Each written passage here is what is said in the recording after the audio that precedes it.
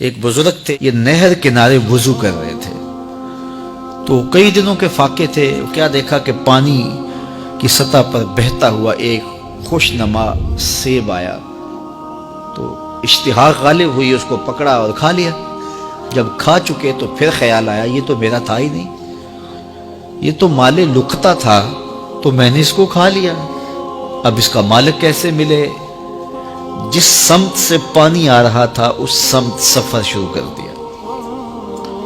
کئی دنوں کی مسافت کے بعد دیکھا کہ ایک باغ ہے جس کی شاخیں اس پانی کی طرف لٹک رہی ہیں۔ سمجھ گئے کہ یہیں سے گرا ہوگا اور میں نے کھا لیا۔ خیر باغ میں پہنچے، مالک سے ملے، کہا کہ یوں میں نے ایک سیب کھا لیا ہے اور میرا غالب گمان یہ ہے کہ اس باغ کا وہ سیب تھا، تو میں معافی مانگنے آیا ہوں، یا پھر بتائیں کہ اس کا ہرجانہ کیا ہوگا۔ جب مالک باغ نے یہ بات سنی، وہ بھی صاحب نظر تھے، سمجھ گئے یہ تو کوئی در یگانہ ہے، یہ تو کوئی گوہر یکتا ہے، تو تیور بدل لیے۔ کہا ایسے تو نہیں معافی ملے گی۔ کہا حضرت کیسے ملے گی؟ کہا 12 سال تک میرے باغ کی گوڈی کرنا پڑے گی۔ اللہ اکبر، اور ایک شرط اس کے علاوہ ہوگی۔ کہا ٹھیک ہے، میری غلطی تو معاف ہو جائے گی نا۔ 12 سال تک باغ کی گوڈی کرتے رہے۔ ایک دن فرمانے لگے وہ صاحب باغ جو تھے کہ سیب توڑ کے لاؤ، مہمان آئے ہیں۔ تو وہ سیب توڑ کے لائے تو وہ کچے ہی تھے۔ تو کہا تم 12 سال ہو گئے ہو سیبوں کے باغ میں رہتے ہوئے، تمہیں پتہ نہیں کہ کچے سیب اور پکے سیب کیسے ہوتے ہیں؟ کہا حضرت مجھ سے قسم لے لیجئے 12 سال میں ایک دفعہ بھی نظر اٹھا کے سیبوں کی جانب نہیں دیکھا۔ ایک سیب کھایا تھا، میں تو اس کی سزا بھگت رہا ہوں، میں تو گوڈی کرتا ہوں، اوپر کبھی نظر بھی میں نے نہیں اٹھائی۔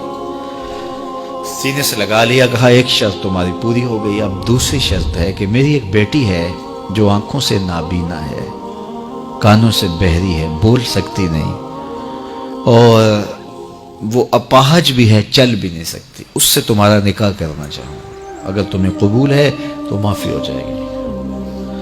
کہا ٹھیک ہے جی قبول ہے، میرا گناہ معاف ہو جائے، میں زندگی کاٹ لوں گا، کوئی بات نہیں ہے۔ خیر نکاح ہو گیا۔ کہا کہ یہ کمرہ ہے، یہاں آپ کی زوجہ آپ کی منتظر ہے۔ جب وہاں گئے تو ایک خوبرو دوشیزہ منتظر تھی، تو فوراً پلٹے کہ میں غلطی سے کسی اور کمرے میں آ گیا ہوں۔ پلٹتے ہوئے دروازے کی چوگاٹ سے سر پھٹ گیا، خون بہنے لگا۔ جب باہر آئے تو صحن میں پہنچے تو وہ بزرگ وہاں تھے۔ کہا کیا ہوا؟ کہ حضرت ایک غلطی کی سزا اتنی کاٹی، اب کہیں دوسری غلطی نہ ہو جائے، وہ تو کوئی اور ہے خاتون۔ کہا وہی تمہاری زوجہ ہے۔ تو میں بتاؤں کہ وہ بہری کیوں ہے؟